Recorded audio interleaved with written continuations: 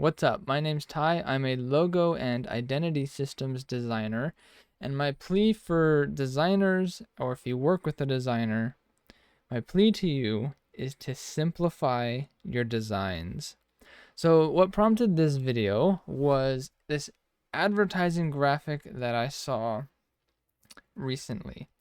And I recreated the graphic with my fake fictitious clothing company called Tyler Lily Clothing Co. Now, the reason why I recreated it is because I don't really want to dunk on somebody else's designs. I don't mind dunking on my own. Although this is more or less what that advertisement looked like. So, someone might look at this and completely understandably would say, this is a great advertisement. I mean, look at it. There's so much information for the customer. Like, if we just sit here for a minute and we look this over, what information do we have? Well, we have some of the attributes of our clothes. Obviously, this is for clothing. It's quality, it's stylish, it's timeless. We're selling V-necks and long sleeve cotton shirts, so that's great. And to reinforce that point, it's 100% cotton. And we have our model here. He looks great in the turtleneck, so there's kind of like a, they can dream of themselves looking good in a turtleneck. Yo, I wrote V-necks, not turtlenecks. Oh my gosh. I knew what I was talking about, but whoops, not V-necks, turtlenecks. That's my bad. Anyways, continuing through the design. He looks so good in the turtleneck. And then we have a little bit of a branded swoosh, right, from our company, so it looks good with our colors. There's a statement to buy one today, so there's urgency to get to the sale. And then of course we have to include the name of our company and the logo of the company and tell them to visit our website, and we have to give a graphic of the website. So it's a good advertisement, right? All right, I'm being a little bit facetious here. And here's a practice. If you're a designer or if you work with a designer and maybe some of your outputs look similar to this, try cutting down the elements by 50%. So cut everything you see, cut it down by half. So what this forces you to do is you're forced to really condense the information into what is most important. Now, the reason why I say that and I bring up that practice is because the reality is a advertising graphic like this doesn't really work. If you think about the behavior of people on social media in general, okay? That's being laggy. Hello. This is their phone screen. All right, and they have all of these social media posts that they're scrolling through. And then here's your graphic right here. They are scrolling super fast to get to the next piece of content. People don't have patience. They are not going to sit here and analyze and read every word on here. They're scrolling by, and as soon as they realize that it's an ad, they're out. And so all that they get is a little glimpse of what your advertisement contained. So if they see something busy like this and they catch a glimpse of it, you kind of don't know what they're going to see. What are they going to see out of all this? Is it going to be the shirt? Is it going to be the name of the company? Is it going to be what you're selling? Is it going to be the qualities over here? We don't really know. This is a kind of a side effect of using templates. The advertisement that I saw was probably just a template off of Canva or something like that, to be honest with you. And in my opinion, most templates are not great, except for the ones that I'll eventually share. No, they'll probably be terrible too, but that's just kind of how templates are. But most templates try to pack too much information where it's not needed. Now, something we can do to kind of figure it out, and this is a good practice for designers, period, is to zoom out and view it from a distance like this. Because people are looking at this on their phones, they're looking at it on a TV far away, maybe they're walking by on the street. people are only catching glimpses of these graphics. So what do we see that stands out here? Well, the first thing that I notice is of course the guy, and then the name of the company, Tiger Lily Clothing Co. And then it kind of pops up here to the shirt, and then it ventures up into here, and then over here, and then back down into this area. And someone else's eye might take a whole different path because this is a little bit of a busy design. So there's a lot going on. We don't know what information they're receiving. So what we're going to do, and we'll do this live so you can see how a designer thinks and how I'll go through this. We're going to simplify. Now, we could simplify this all the way down to like just the name of our company. And if you do something like that, you end up with like a Banana Republic ad, for example. But the thing about this is that most businesses can't run ads like Banana Republic because their name doesn't mean anything. For many people, just seeing the name Banana Republic tells them all that they need to know to go and buy something. But that's likely not your brand. You don't have very much name recognition or brand recognition, so we need to add at least some type of statement that communicates something to the viewer. Now, what that statement is entirely dependent on your brand personality. I can't come up with that for you, but we'll do an example here on this graphic. So if I were to redesign this and simplify this, I would cut way more than 50% out of this design. So here's what we're gonna do. This is gonna go, this is gonna go. I kind of like the idea of timeless, so we'll hold on to this for now.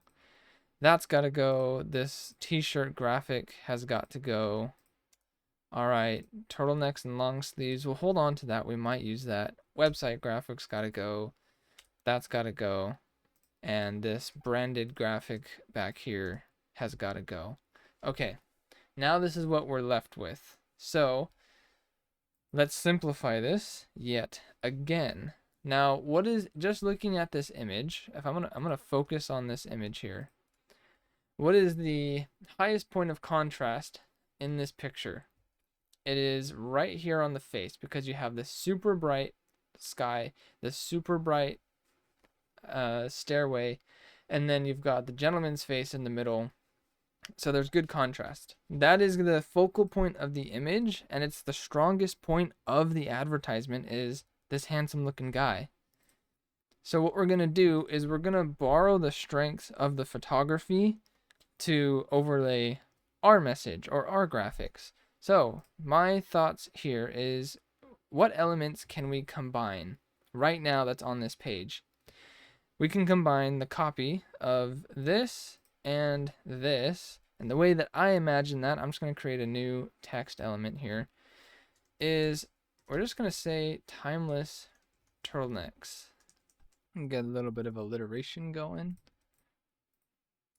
That's all we need to say. They can see that he's wearing a long sleeve, and turtlenecks mostly are long sleeves anyways.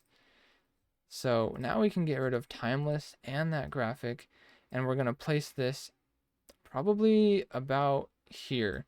That way someone catches a glimpse, they see the model, and their eyes go down the page to our copy here.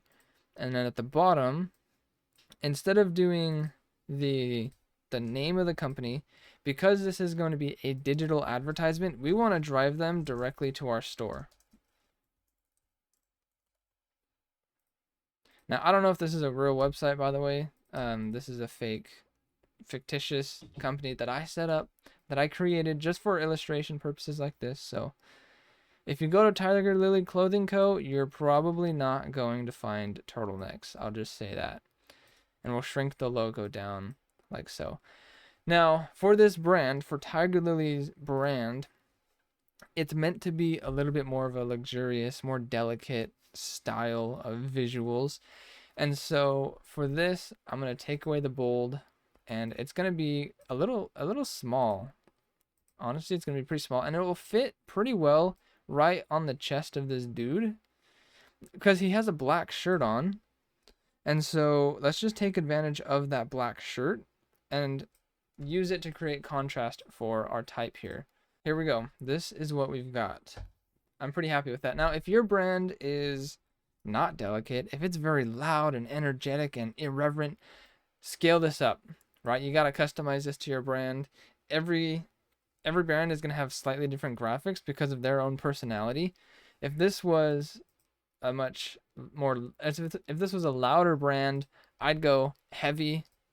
I'd shrink this down, make it as big as possible, maybe even do something like this and just make it huge like that.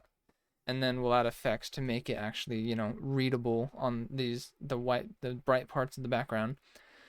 But for this brand, for Tiger Lily, it's meant to be a little bit more delicate, a little bit more refined, you could say. So now let's compare the graphics. At a glance, take a look at both of these. What information are you receiving from the left one versus the right one? If you close your eyes and you flash them for a second, and what I might do is like literally just scroll up like that. Like, what are you seeing from each of these? For this one, there's so much, it's kind of hard to know what to look at. For this one on the right, there's one thing, Timeless Turtlenecks. There's the logo, there's the website. That's it. We are controlling what the audience is seeing by simplifying the message. And when you simplify the message like this, then the customer will actually be able to understand what it is you're telling them. So now they understand that we sell turtlenecks. So if they come to our store, they're going to see turtlenecks.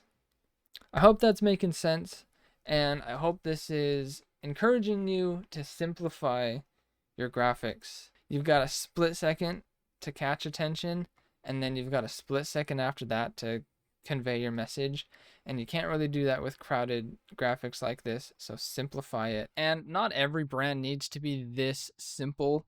This type of simplicity fits for Tiger Lily Clothing Co., but it might not fit for yours, and so you need to find that balance of not too many elements, but also simple enough that your message actually gets across. Me as a designer, one of my core values is simplicity.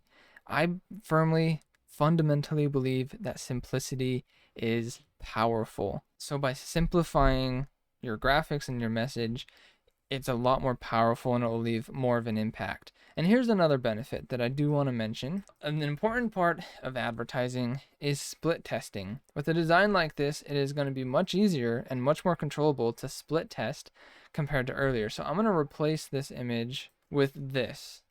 I'm just going to resize it. Because this design is simplified, I can have multiple variations of my advertisements for split testing purposes. This gets into the real technical side of advertising and business, which I don't really need to go into right now, but with a simpler design, with a simpler message, it's easier to create more creative for your ads and try and be able to figure out what's converting better and what's not converting. And then you actually know where to focus your resources. So if you're a designer or you work with a designer, I encourage you to simplify because simplicity is powerful.